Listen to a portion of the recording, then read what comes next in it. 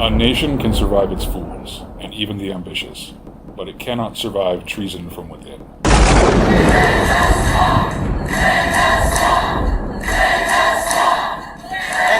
been wrong about the wars. They've been wrong about jobs. They've been wrong about everything. The question is, are they stupid or do they have a plan? I actually think for the most part, they have a plan, but some are not too smart. Welcome to the Horrible Deplorable Show, the anti-globalist America First program dedicated to dehoaxing the media and destroying the narrative. Here's your host, the founder and editor of the Daily Stir, Matt Wingard. Welcome to the Horrible Deplorable Show. My name is Matt Wingard, and with me, as always, is my good friend Doris. Hello, Doris. Hello, Matt. I want to welcome the Gab community and remind you that you can always find this episode and previous episodes on iTunes, SoundCloud, Stitcher, Pocket Cast, and many other applications that you use to listen to your podcasts. We also play on the 405media.com on the weekends at 5 p.m. Saturday and Sunday. So we had some elections on Tuesday. Governor's race in Virginia, Republicans lost. Governor's race in New Jersey, Republicans lost. And, of course, immediately the press wanted to spin that as it's a rebuke of Donald Trump and, put things in perspective. Both those states are blue states. They both voted for Hillary Clinton over Donald Trump. I actually looked at the map of Virginia by county, and it appears very clearly to me as if Donald Trump did better in Virginia than Ed Gillespie did. And so I'm not convinced that that's a repudiation of Trump. But, New York Times couldn't help themselves. 1.9 million people voted for the Democrat, 1.7 million people voted for Ed Gillespie, and they claim that this is a complete rebuke of Donald Trump and Virginia rejecting his politics. I just don't know how you pull that BS from the actual election results. But I do think that there is an indication out there that Republican enthusiasm will not match or may not match Democrat enthusiasm next year in the general election. And why is that? Because the Republicans in D.C. have steadfastly refused to accomplish anything significant. The entire Trump agenda is being derailed by never-Trumpers, perhaps not the entire agenda, but a good deal of it. Certainly that which requires legislative approval. And I would say the beating heart of the never-Trump GOP is the Senate. I'll say again, as I've said before, that I think it's quite ironic that it is likely the House, if anything flips to the Democrats, it'll be the House, and yet they have passed the president's agenda, and these bills have all died in the Senate. The Senate may not even be able to pass tax cuts that are significant. We'll have to see. They're struggling. But that is because I firmly believe that we are seeing the UniParty in action. Never Trump Republicans, led, I believe, ultimately by the U.S. Chamber of Commerce. And as always, I want to separate that from local chambers of commerce, which are not the same thing as the U.S. Chamber of Commerce, which is entirely controlled by America and the world's largest corporations. They would rather turn power over to the Democrats than to see Donald Trump succeed in his nationalist agenda. For them, it's all the UniParty.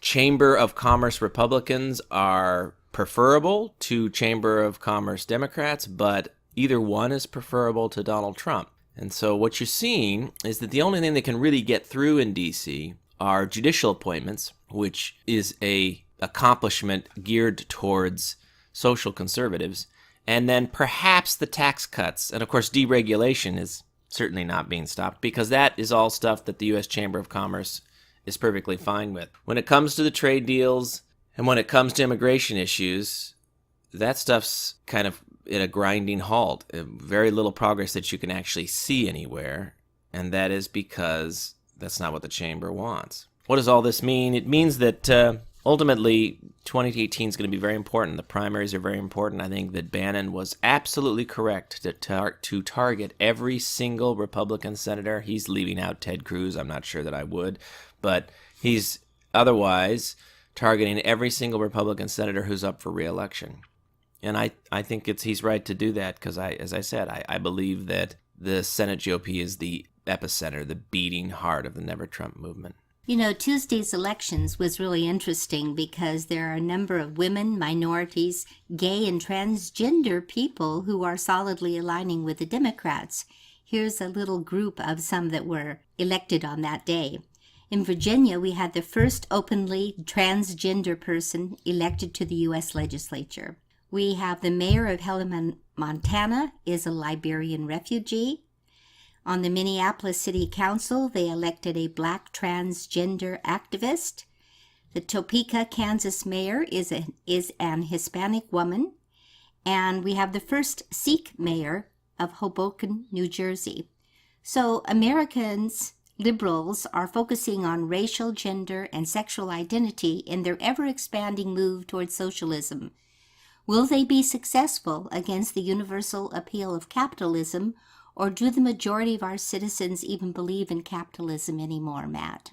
Well, I also read that the entire city council of Palm Springs is now gay or queer. The reference in the media was that they're all queer, so they may not necessarily identify as gay. I think what you see is an emphasis. All of these urban communities are essentially cloud cities of one kind or another. Some of them are very giant megapolis cloud cities like New York, but even smaller urban centers are in their own ways cloud cities because they aren't self-sufficient. They are essentially importers of all goods and services, importers of electricity, of water, the sewer flows out, they are heavily dependent. They're like giant leeches on the economic landscape, heavily dependent on vast swaths of land around them to feed them. And of course, a lot of what they buy is stuff that's shipped in from other countries. So there's just this giant pull that comes towards all of these urban centers. And that creates this sense of detachment where they can focus on things that are not as critical to survival. It's interesting because it's from these urban centers that you'll hear all of these plaintive cries for the needs of people in third world countries. But people in these urban centers couldn't be more detached from the actual day-to-day lives of people in the poorest regions of the world. They have no connection to that whatsoever. And I think it's why they virtue signal about and fundraise and do charity work. It's just a way for them to virtue signal because I think there's a sense of guilt. There's some awareness that they're living in very rarefied circumstances. And so they do a lot of virtue signaling because virtue signaling is a way, this is rich. We have this term social justice warrior. And I think it's a very good term because it has this word warrior in it. Because in a way, they're sort of faux warriors. It's like people who play Call of Duty are not actual soldiers. They're not experiencing the kind of PTSD and battle fatigue and everything that terrible that comes with the sacrifices of actually serving in war. But you can play war by playing Call of Duty. You can just sit on your couch and do that. Social justice warrioring is the same thing. You are suggesting that you care, you're play acting like you care, and that you're out there trying to make a difference and that you have these righteous stands on all of these things, but you're just doing it from your couch. And it doesn't cost you anything. Of course. It comes with no actual sacrifice whatsoever. So onward that all goes, but it's not connected to reality. And there has to be a day of reckoning at some point. This is the 1-year anniversary of Trump's election, and that has sent a lot of the media into these, they've got nothing better to do than these self-reflective pieces, on where they were when this horrible tragedy occurred a year ago. And there was this article about how the media is still gloomy 1 year later. I'm going to read you some pieces from this just before I comment because you got to get a flavor of this piece. But they quote liberal New York Times columnist Michelle Goldberg as saying that in the terror-struck days after Donald Trump's election a year ago, as I tried to make sense of America's new reality, I called people who lived or had lived under authoritarianism to ask what to expect. And then over at the Washington Post, former George W. Bush speechwriter Michael Gerson had some long quote in which he was navel-gazing. And then he ends with, where does this leave us at year one of the Trump era? With two very sick political parties that have a monopoly on political power and little prospect for reform and recovery. And then David Rebnick, who is this Pulitzer Prize winning author of a book about the fall of the Soviet Union and is in some ways become kind of a dean, part of the aristocracy of the journalism class. And he says the Trump presidency is an emergency. And in an emergency, you've got a purpose, a job to do, and ours is to put pressure on power. That's always the highest calling of journalism, but never more so than when power is a constant threat to the country and in radical opposition to its values and its highest sense of self. Now, when you hear these articles, you need to understand that when they pretend to speak for all of you, they're really just speaking for themselves. It's an emergency for them. It's against their highest calling. They take this all personally because journalists see themselves as the high priests in our society. I've made this comparison before, and I want to be clear that I understand that we have actual priests in our society, but priests in our society today do not have the power that high priests or even the Catholic Church had, say, in the first 1,000 years of the Church's history. When I talk about high priests, I'm talking about a period in which society revolved around the decisions of the high priests. So, high priests in the past, they were the storytellers, and they certainly controlled the narrative in the sense that they decided what was history. For the longest period of time, the Catholic Church's monks were the only ones who were basically literate, and they wrote history. And if they didn't write it, it didn't happen. And if they decided to write it out, then it no longer happened. And if they decided that it happened differently than maybe you saw with your own eyes, well, you will die and perish, and their books will continue to live on to tell the story the way that they want to. And remember that when the churches were on high, they could control the Overton window. If you're Galileo and you say the sun is at the center of the solar system and the church doesn't like that, well, you get banished. That's outside the Overton window. That's not okay. And the church and the high priests for a very long time, and I'm not picking on the Catholic Church, this was true even in primitive villages. High priests back in Roman and in Egyptian times, the religion decided what was okay to talk about and what was not. Whole rulers, the Egyptians had this period where rulers would have all these effigies of themselves everywhere, and then if the next ruler, maybe it was because of a coup or something, if the previous ruler is being totally rejected, they'd literally chip those effigies away. They would knock them off of their history because those hieroglyphics were their written history. And they just unperson you, just put you outside of what people could know or could talk about. And the high priest decided what was a sin. And I don't mean that necessarily just in a Catholic sense. I mean that what was considered wrong behavior in the public square, and they were the moral arbiters. So I ask you, who has that role in today's society? It is not the Catholic priest, and it is certainly not Jerry Falwell or people in the evangelical community. I realize that they speak to their own flocks, but they don't actually get to dictate what's allowed in the public square. And I'm not talking about necessarily by actual civil law. I mean that if you go into the public square and you say America's the greatest country in the world, probably you're not going to be booed from the square. You might be. If you go and say that communism was a bad thing, well, maybe half the people might boo you. You go and celebrate Adolf Hitler, and a lot of people in the public square are going to boo you out. And I'm just putting that as examples of the fact that there are certain things, regardless of the law, there are certain things that you can go into the public square and say, and the public might be with you. And there are other things you could go into the public square and say, and they're considered a sin, if you will. That's not okay. And so what I'm asking is who actually decides that? It is not the Catholic priest that is deciding what is okay to talk about in the public square. And it's not Jerry Falwell. And this is where I'm going to bring it full circle. The folks in our media believe that they are the high priests in our society. They're the ones that read you out if you talk about something that they don't think you should be talking about, or if you express an opinion that they believe is not okay.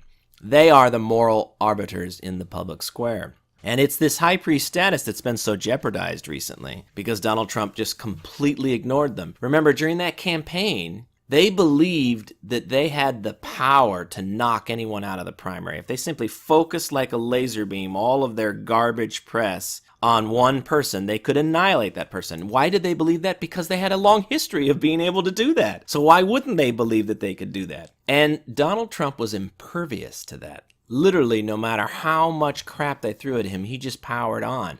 It's like Superman coming at you and you suddenly realize you're powerless to stop him. They could not throw him out of the election. They could not crush that campaign. And not only did that make them angry because they couldn't do what they wanted to do, but the impotence that they felt made them 10 times angrier about the fact that the loss of power, because of course if Donald Trump could do this, maybe others could do this. Maybe this could be part of a trend, and that means permanent loss of power. So the whole Trump campaign was just a nightmare for the high priests who could not control everything that was going on. They didn't get to decide that he couldn't be the Republican nominee, but then they doubled, tripled, quadrupled down and believed, well, even though we couldn't stop that, we can certainly prevent him from being the actual president of the United States.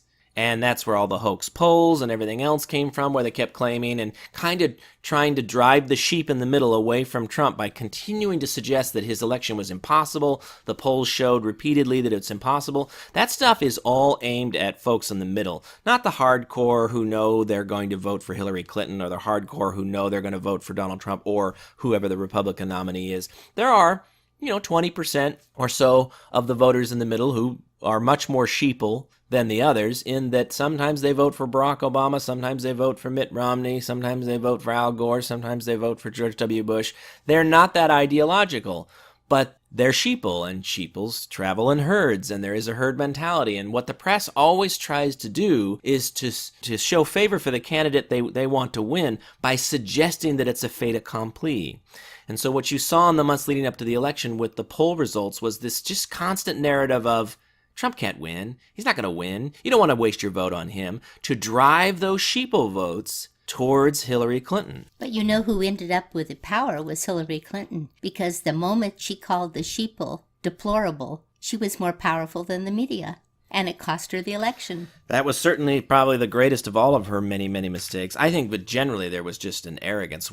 From a year and a half out, when it was clear that the two political parties were going to nominate a Bush and a Clinton, I certainly sensed immediately that there was this revulsion in the public at the idea that that would be the two choices. And I don't think the people in our elite classes, in the liberal commanding heights, and certainly in the political classes, I don't think they understood how deep that revulsion was. And it certainly is why it was impossible for Jeb Bush to ever get off the ground. And Trump benefited from 12, 15 people being in the race early on. But we've talked about this before. I mean, one of the things that the press is angriest about is that their tactics that usually worked backfired on them, and that they actually assisted Trump in becoming president of the United States. They saw Donald Trump when he first got into the race as somebody who had absolutely no chance. And yeah, they were going to pile on and annihilate him, but the purpose was not to prevent him from being the nominee. They were convinced that it was impossible for him to be the nominee. But they love to get a Republican who's off reservation so they can taint all the other Republicans. If Todd Aiken says something stupid about abortion, then they want to taint all other Republicans with that.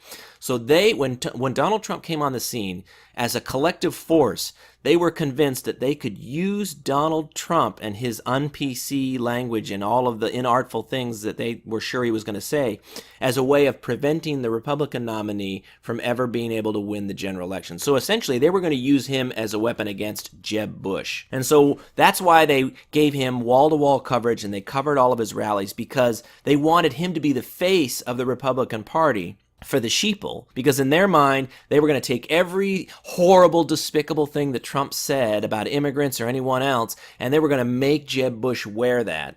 And that was going to cost him 5 or 10 points in the general election, and that's how they were going to get Hillary Clinton elected. So they just gave their television stations and their newspapers over to Donald Trump and quoted him at length. Again, their assumption was, well, he doesn't have a prayer, but he's basically the Todd Aiken of this campaign, and we can use him against Jeb Bush. So let's give him all the attention he could possibly want, because he's going to single-handedly sink the Republican Party. That's what they thought. Now, they were shoveling radioactive waste towards Godzilla the whole time. That only made him stronger and stronger and stronger. And by the time they figured out that all this wall-to-wall coverage had essentially guaranteed that he would be the nominee, and that the public was sort of smarter than them and onto all of this and not willing to abandon Trump for one inartful thing here or there, and that the public understood the points that Trump was making, even if he wasn't talking in this sort of very clean political ease that they're used to. Once the press had figured out that he was getting past them and that the public was connecting with him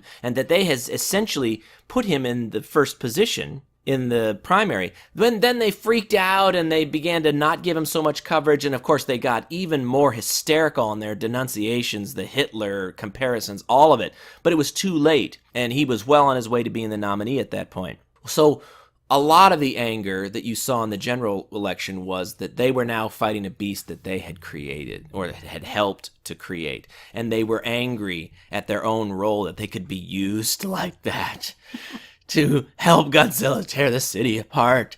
And then, of course, he wins. And so you can only imagine how angry they are at their own role in all of that. And that's where a lot of this seething. So it's part of their seething anger about their own role in the thing.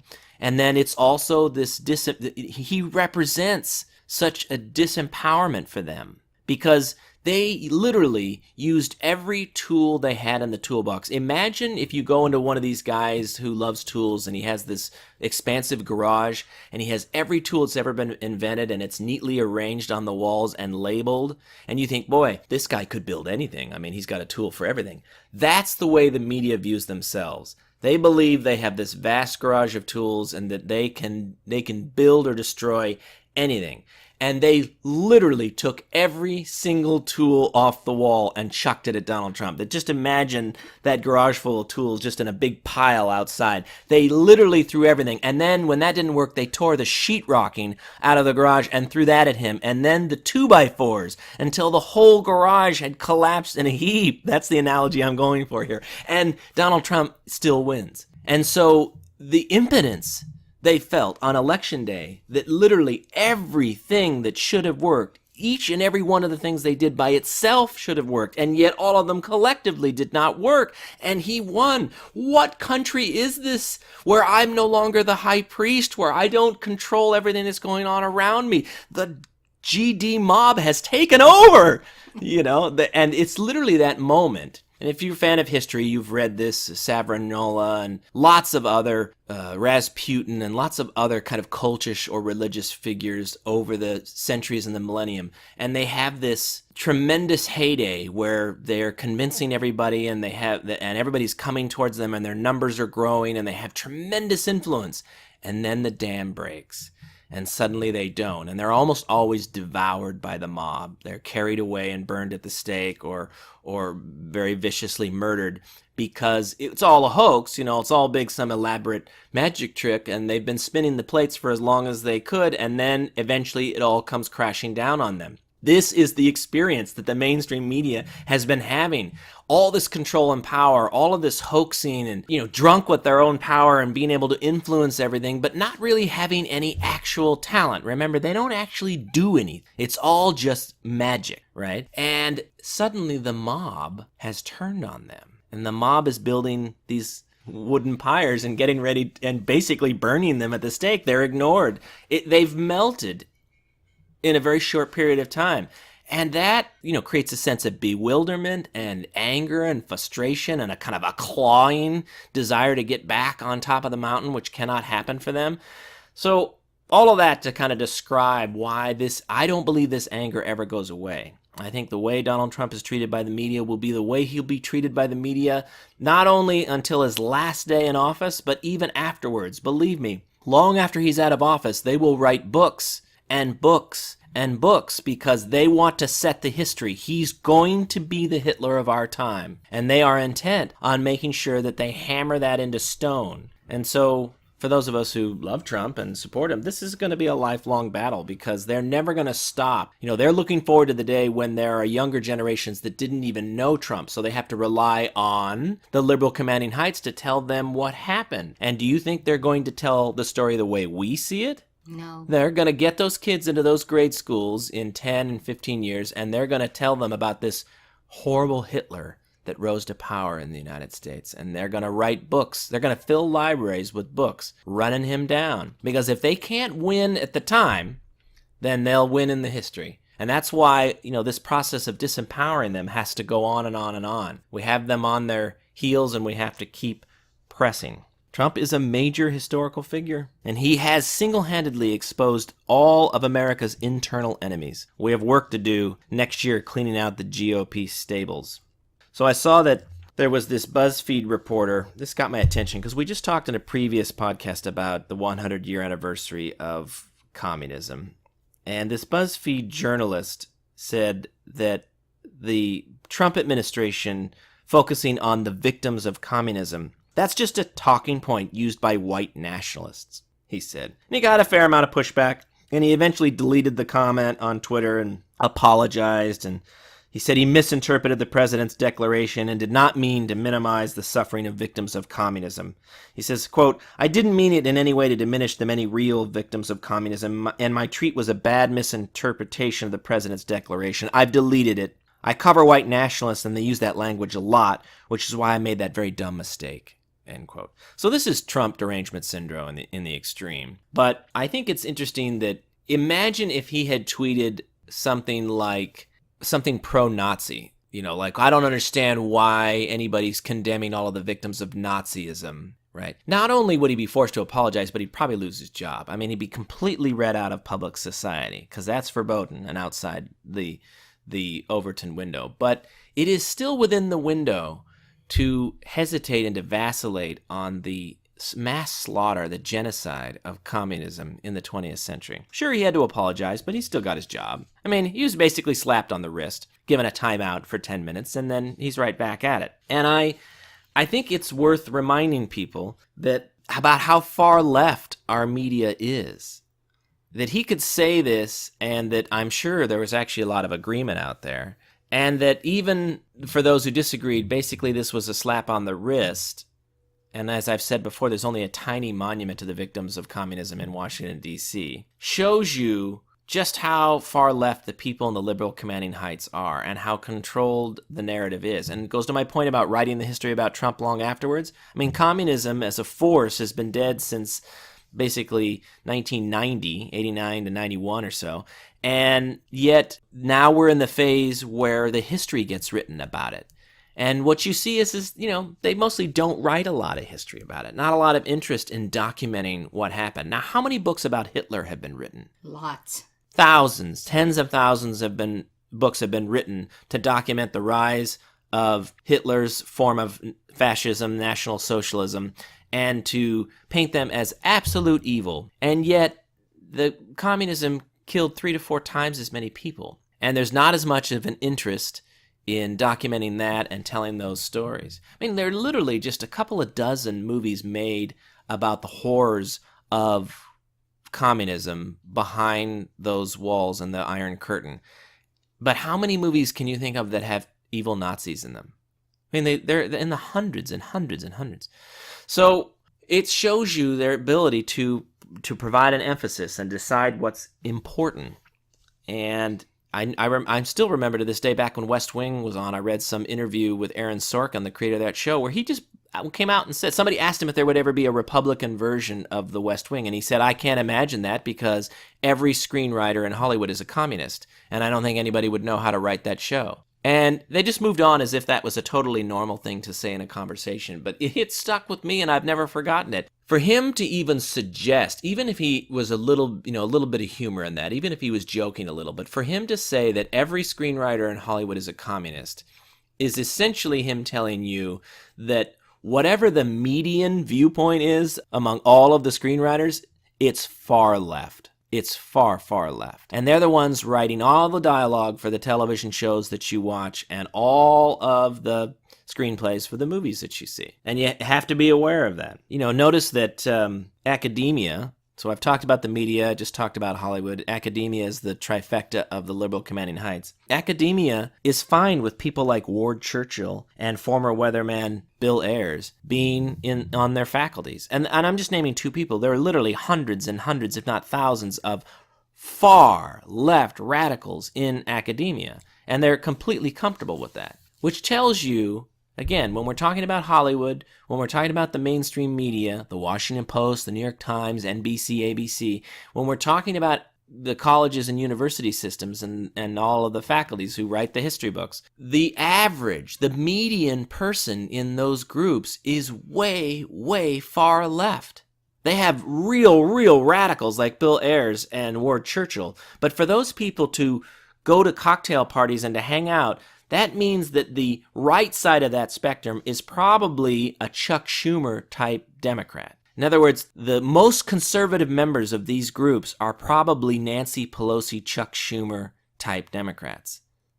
That's the conservative side. The far left radical side is the Ward Churchill, the Bill Ayers, the Bernadine Dorns of the world. And so then what's the middle? And these are the people who they have complete control in our society.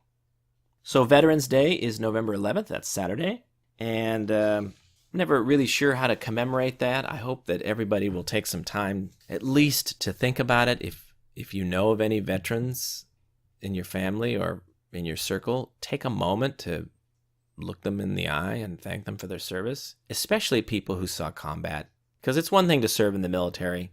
It's another thing to actually, at some point in that service, to have been in harm's way, under fire, or to have been involved in some way up close in the process of killing on behalf of your country. And those people deserve our gratitude. Something I read said that instead of saying welcome home, you're supposed to say welcome home instead of thank you for your service. But doesn't that seem, what if people have been home for years? That's why I think I have said thank you for your service to many veterans, and they respond very well to it. It's been my experience that usually the reply is thank you. And my one time doing that is probably not worth very much. But if a lot of us are doing that, if the average veteran is hearing that, a few dozen times a year from people, I think that really is rewarding. I think it's important for that individual veteran to hear that, but it's also important for us as a society to reinforce that as well. We need to hear ourselves thanking a veteran. Veterans need to hear us thanking them, and future veterans, young people, they need to see that process too and understand that this is an honorable thing to do. Because if we don't have people willing to serve and protect this country, then there isn't going to be a country. It's just that simple. I looked up online some of the figures, numbers, statistics around this since the country was founded. The number of combat deaths, people who've literally sacrificed their lives on behalf of this country, is something north of 666,441. The number of other deaths, people who died under other circumstances while serving the country, is north of 673,929. That's a total casualty count in the United States of 1,354,664 human beings. The number of people who have been wounded in the service of their country, 1,498,240 or more. And the number of veterans are missing, something we've really only been counting in the last few wars, but the number of missing, 40,917. Now, those are just numbers. They're just large numbers.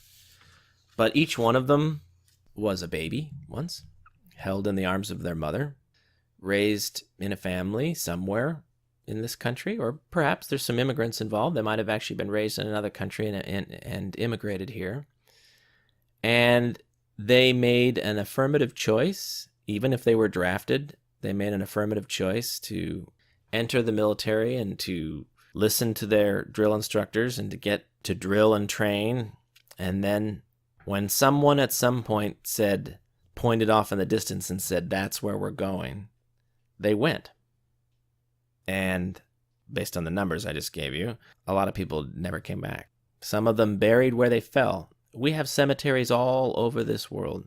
Cemeteries in Korea, cemeteries in Japan, cemeteries in the South Pacific, cemeteries in Italy and France and in England. There are soldiers very likely unceremoniously buried in Vietnam that we're still looking for. We have watered the planet with our fallen soldiers. And I realize that we argue about the merits of some of those engagements, but without exception, the people involved, the vast majority of people involved, have been motivated by a desire to help others, to fight for freedom, to make a positive difference in the world. We have not gone around trying to conquer the world and to, make them provinces and force them to pay taxes to, our capital, which is how empires have functioned in the past. America is a force for good. Even if she's not perfect, she's a force for good. And she's certainly the greatest country that has ever existed in the history of mankind. And on Veterans Day, I hope you'll take a moment to seek out a veteran you know, or remember a veteran who you knew who has passed, and thank them for their service. I see that there's this trend now, I think it started on 4chan, some of these young people are really devilishly intelligent about fighting these culture wars. And this idea has been promulgated of putting up signs that say, it's okay to be white. They're very simple signs. People can make them on their own printers. And clearly young people are doing this and going around and putting them up on their college campuses because they are obviously very triggering. And people on the left are freaking out and tearing them down. And some universities are investigating what's going on. Now, again, the sign says, it's okay to be white. And I think it is probably one of the most brilliant political strategies that I have seen in recent memory. It's just brilliant because the phrase is entirely innocuous. It should be something that 100% of human beings agree with. It should be okay to be black. It should be okay to be Mexican. It should be okay to be Japanese. It should be okay to be Asian. It should be okay to be Indian. It should be okay to be white. But by putting those signs up, and the people who put it out even said, here's what's going to happen. You're going to freak out and call us racist. And then people freaked out and called them racist, just proving the point that there is this animosity towards white people, which is only tolerated because they're the one group that doesn't get included in this whole social justice warrior milieu. It's an innocuous statement. It allows the left to overreact. It outs every anti-white hater. And it points out brilliantly to the average person who's maybe not very political, to the average white person out there, it immediately sort of signals to them that something is out of whack, something is wrong. Why is that? Someone who would never make a sign like that and would never put up a sign like that and doesn't really care, but they're wondering, why are you all freaking out at the idea that somebody said it's okay to be white? It's just the perfect spear to pierce this Barbra Streisand BS gender identity and racial identity movement that's been going on. So diversity includes everything except white people? Right. So they would tell you when they're lying that this is all about celebrating people who are different and the mosaic of diversity and all that. But then when you say, okay, well, white people want to be part of this diversity, and they say, no way, you people are the devil, then suddenly it really isn't a kumbaya thing about everybody just celebrating their own culture because white people aren't allowed to do that. So again, what this brilliantly does is expose the whole diversity movement as actually an anti-white movement. And it's just, it's one of those things, as I said, it's a brilliant sort of public relations political strategy because it cuts right through all the crap and clarifies for a lot of the sheeple who are kind of wandering around with all this crap raining down on them and not really focusing. It communicates to them quite eloquently and quite concisely that something's wrong here. This is not right. What is wrong with that statement? Why are you people freaking out? Why do we need to have signs that say that? Exactly. So Trump's in China. He's doing a big Asian tour, and he's in China right now. I don't know. He may be gone by now, but all of which brought me to something I want to talk about, which is I wonder, and I'm just putting that as a thought experiment, who's getting the upper hand in what's going on right now in these negotiations between China and Trump.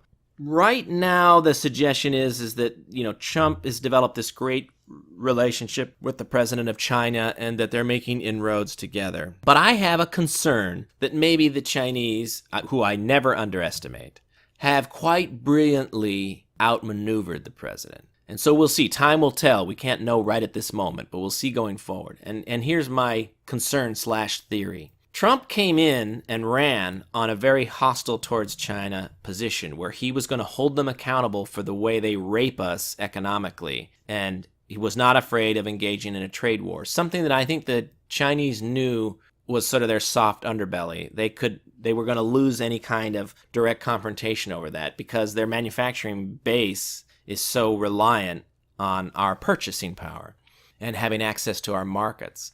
And he had Peter Navarro, who'd written this controversial book that was very confrontational towards China. He was bringing Peter Navarro on to his White House staff. That's how it all started. But then very quickly, North Korea acts up and starts firing off missiles and just being crazy train. And essentially what Trump has done, and you see it in interviews, is say, when he's confronted about these other things, currency manipulation, what about all these things you were going to do with China? He says, well, we have a very important issue with North Korea that we're working on with the Chinese, and they're being very helpful, and we need to, essentially his message is we need to prevent that, and that's become the highest priority. But what if the whole point of that was that the Chinese wanted to change the conversation? That they wanted North Korea to act up and to be very, very crazy and very Brinksman-like because that would elevate that issue to the paramount issue.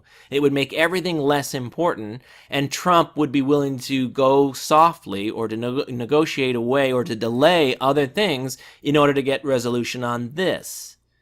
Now, if the Chinese, essentially, if you think about North Korea as simply a doll they pulled the string on, then this was a way to rearrange the order of importance of items on Trump's agenda, push North Korea to the top, and force him to make compromises in order to get movement on that. Very interesting. And it's quite brilliant if that's what they've done, because if you think about it now, rise to 30,000 feet. Sure, the North Koreans have acted very crazy. They fired off a bunch of missiles, but they haven't actually done anything. They haven't actually, hit any people. None of their missiles have landed in Japan. They haven't actually struck Guam. They've done another nuclear test in their own country, but they kill their own people at will, and no one's ever cared about that. They haven't actually done anything that would trigger an actual war. They've done a lot of provocative things and a lot of things that are suggestive, but never actually. It's like the Germans in World War II, assembling their people along the Menagerie line, but never actually crossing. I mean, it's quite menacing, but if they don't actually cross the line, it doesn't really matter. It could just be troop movements, right? I mean, nothing actually matters till something is triggered. And the North Koreans essentially have done everything you could possibly do without really doing anything that triggers a war. And this crazy train, that's been going on for months has become Trump's sole focus in that region. And it appears as if every decision has taken a back burner to solving that. And I would ask you, what's actually been solved? I mean, the Chinese have cut off the North Koreans. So this is against my theory. It does appear as if the Chinese have cut off. They're not buying coal. The North Koreans have pulled all of their, what they call their slave labor out of China, which was their own citizens they were allowing to go and work in the factories in China. But we don't really know if any of that's happened, right? I mean, because we read about this in the press, but these are both fairly closed and controlled societies. So we don't have a lot of verification of the things that we're being told China's doing to punish North Korea. And I'm not saying it's not happening.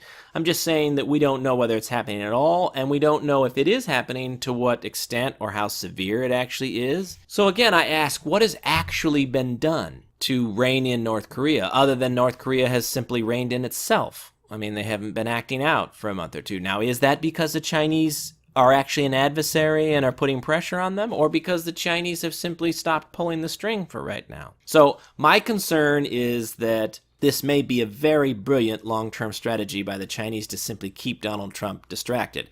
Now, how will we prove out these theories? I would say I'm going to use rough estimates, but I think we have to wait until maybe 2 years into the Trump presidency. So about 24 months in. And the question we'll have to ask at that point is, has any actual significant movement occurred in the North Korean situation? I mean, is the same guy still in power? Does he still act up whenever he feels like it and then go quiet whenever he feels like it? I mean, if nothing is essentially changed on the ground, then I think my theory is pretty well confirmed at that point. Now, if at the end of a 2-year period, we're about halfway through that, if by then it appears as if the situation is dramatically different than it was when Donald Trump took office, say the guy in charge in North Korea is no longer in charge, or the Chinese have invaded and knocked him out. I mean, in other words, you'll know if something significant has changed.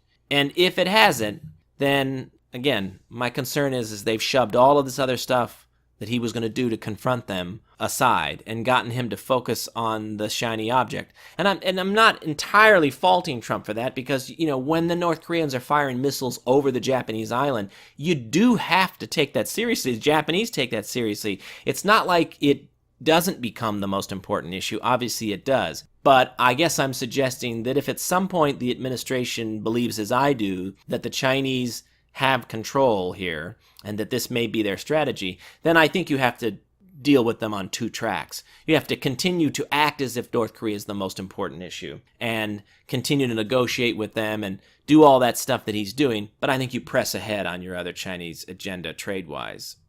And you just disconnect the two, and you just refuse to be drawn into the kabuki theater that is the North Korean situation. Because I think if Donald Trump doesn't see significant movement, you know, some dramatic change in the North Korean situation within 24 months of his administration, I think he can conclude that there isn't going to be any change in that situation.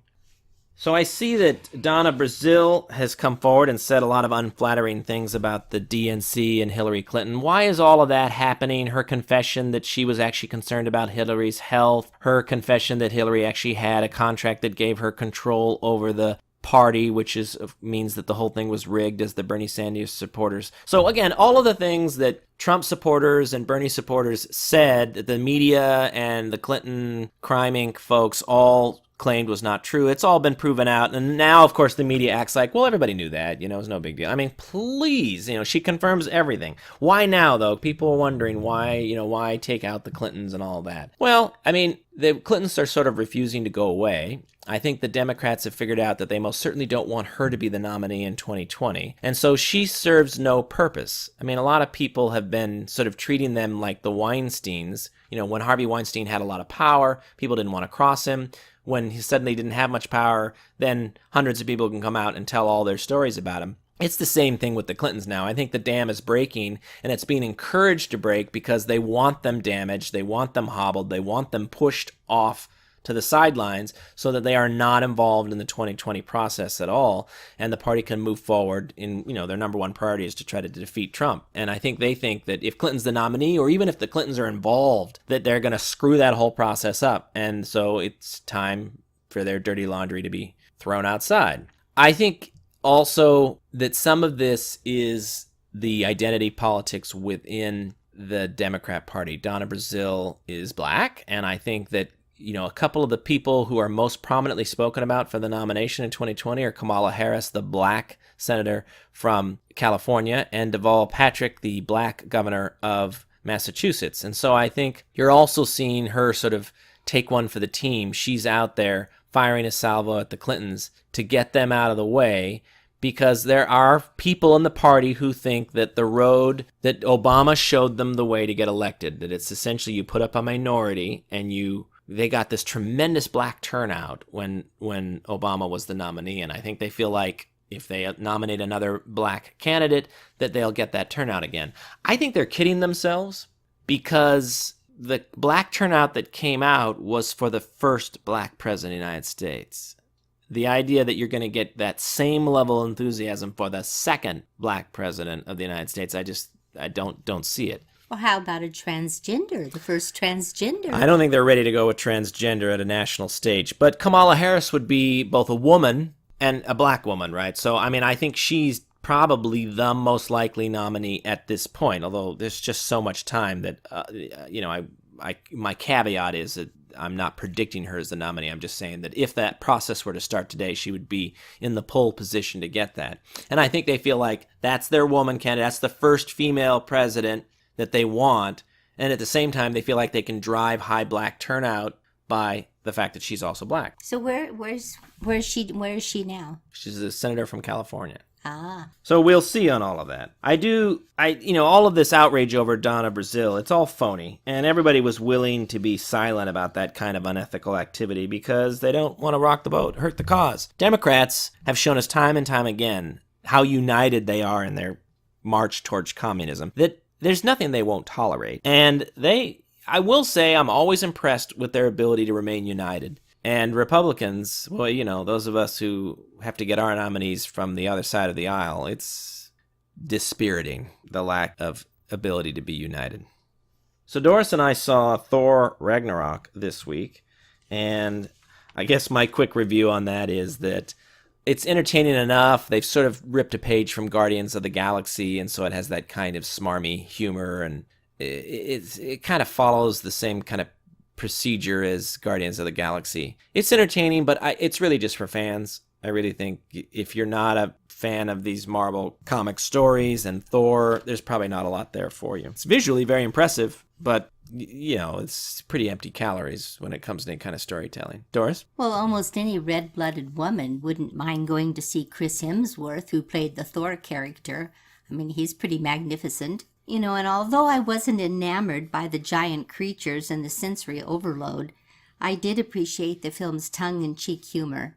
So we have a few minutes left, and I want to get into an argument with Doris, because we've been having this argument offline, and we both thought it would be entertaining for the audience to hear us hash it out here on the show. But I have a gripe with the talent contest shows on television. Doris loves them. She watches American Idol, and she watches The Voice, and she watches American Ninja Warrior. I will admit that I was interested in American Ninja Warrior for one season. Usually with those kinds of shows, with all these reality shows, I can usually be entertained by one season of a concept, but I never have any interest in watching the whole process repeat itself again. Once is always enough for me. But my gripe is that these are very successful shows, and they make their producers a tremendous amount of money.